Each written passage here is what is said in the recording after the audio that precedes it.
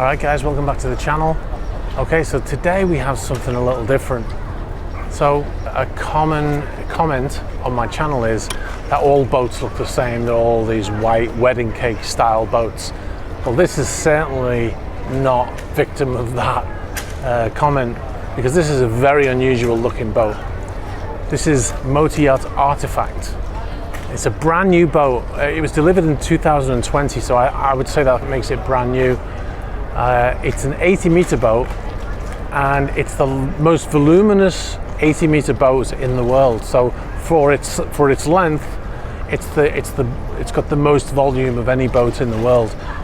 It's 2,999 gross tons, which is the same as Madame Goo, which is a 99-meter yacht. It gives you an example of how much volume this boat has. It has a top speed of around 17.5 knots and a cruising speed of around 15 knots. Now, there's quite a few things about this boat that are different to other boats, and this is kind of a sign of what's to come. Now, one of the biggest insults that people make about super yachts is that they're not good for the environment, bad, environmentally bad, they're pollutant and all this kind of stuff. But believe it or not, the people who build these yachts and the people who buy these yachts are concerned about the environment to the extent that they want their boat to be the cleanest boat that can be made. Now, it's a little bit like people who buy cars and buy houses and stuff like that. You have to buy a car, you have to buy a house, so you make it as green as you can.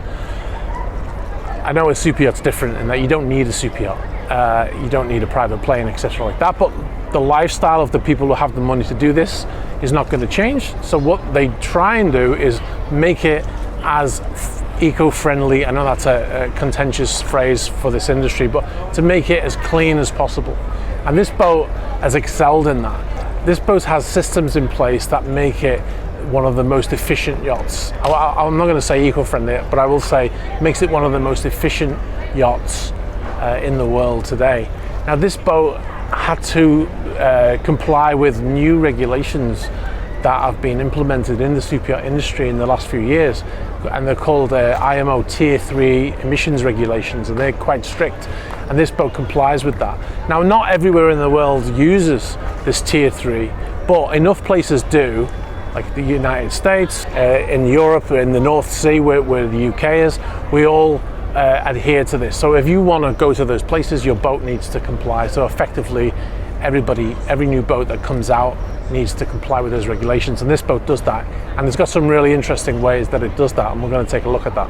One of the biggest pollutants is known as NOx, which is a generic term for nitrogen oxides.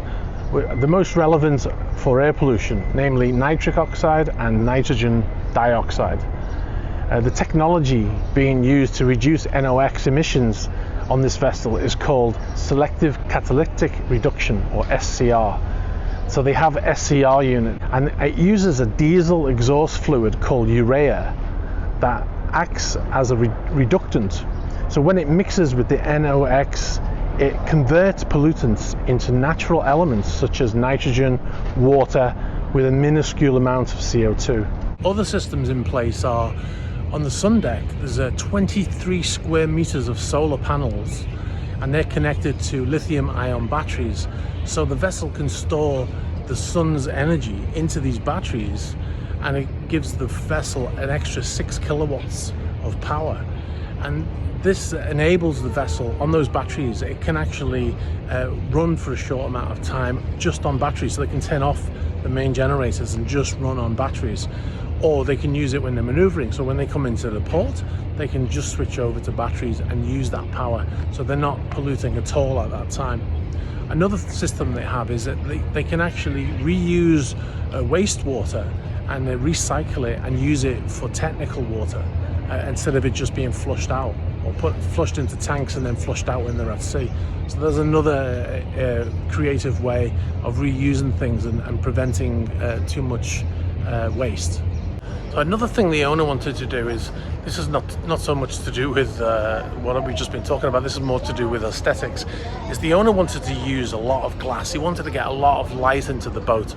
So he used, you can see from the images, he used a massive amount of glass on this vessel. One of the things you might not know is that marine glass has to be very, very thick. This is why sometimes when you hear that Abramovich has got bulletproof glass on his vessel and stuff like that, it's just marine glass. It's very thick.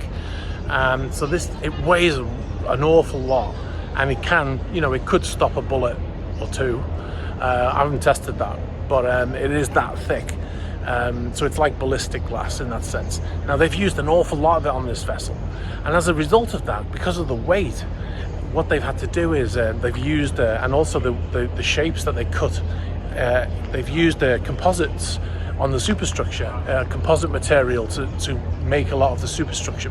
Because of the weight of the glass, they had to use composites to try and reduce the amount of weight, because if they'd made it all out of steel, then it would have really been very heavy. So a lot of these shapes have been cut in composites, but that was mainly because the owner wanted to have a lot of light inside the vessel, and he certainly made the vessel look quite unique with the amount of glass that you can see here.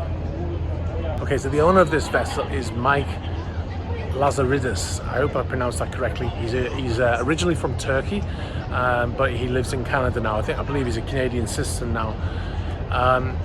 You might know him if you are in the tech industry. He started the company BlackBerry. So yeah, remember those?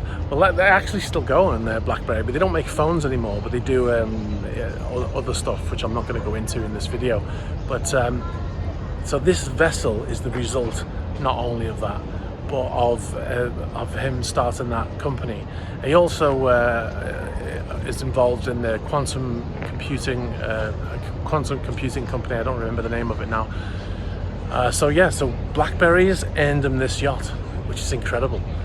I wonder if he still uses the BlackBerry. I wonder what phone he uses now. Completely irrelevant. So his net worth is around $800 million, and this vessel cost him allegedly cost $150 million to build. And in actual fact, obviously because of the design, because of the unusual design, it actually was 5 years from concept to delivery. So that's something I talk about a lot on the channel. Is that the reason why the value of used yachts is quite high is because you want to build a yacht like this, you have to wait 5 years. Not everybody wants to wait, especially billionaires. They don't like to wait for things usually. So this 5 years from concept to delivery. That's a lot of yachts take that long. Alright guys, thanks for watching. I hope you enjoyed this video. Let me know what you think of the boat. I'm sure it's going to be a Marmite boat. I'm sure some people are going to love it and some people are going to hate it. But it'll be interesting to know what you think of the design, the use of glass, and also some of the technology that we discussed, the efficiency technology, let's say, rather than eco-friendly. Let me know what you think anyway in the comments below, and thanks very much for watching. Remember to subscribe, remember to like, because it really helps the video to be recommended to other people. On a completely separate note, it's so nice to see things getting back to normal. I mean, we still wear a mask. It's still mandatory to wear a mask in Italy right now, but it's so nice to see the restaurants open and people sitting out, and life just sort of getting back to normal now. I was here in the winter and in the end of last year, and it was quite different. So it was really nice to see that. All right, guys, bye.